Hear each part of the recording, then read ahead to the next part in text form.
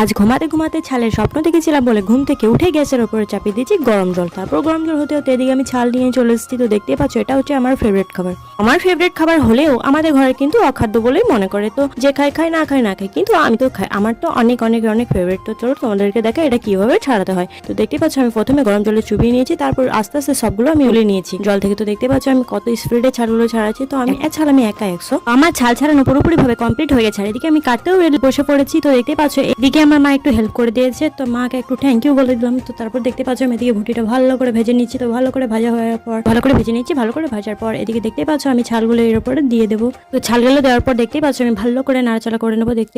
ভালো করে নাড়াচাড়া করে নেবো। নাড়াচাড়া করার পর দিয়ে দেবো একটু নুন। তারপর এদিকে দেখতে পাচ্ছ আমি বেশি কিছু মশলা বাটিনি, আদা রসুন পেঁয়াজ যা পেরেছি একসাথে ঘেটে দিয়েছি, কারণ আমার এই গরমে মশলা বাটতে আমি একদমই পছন্দ করি না, তাই আমি মিক্সচারে পিষে নিয়েছি ভাই। তো দেখতে পাচ্ছ আমাদের ছাল পুরোপুরি ভাবে কমপ্লিট হয়ে গেছে। তো যারা যারা খেতে চাও প্লিজ আমাকে কমেন্টে বলে যাও, আমি তাদের ঘরে ছাল রান্না পৌঁছে দেবো। তো আজকের মতন এই গরমে টাটা বাই বাই। তো দেখা হচ্ছে আগামী শীতে।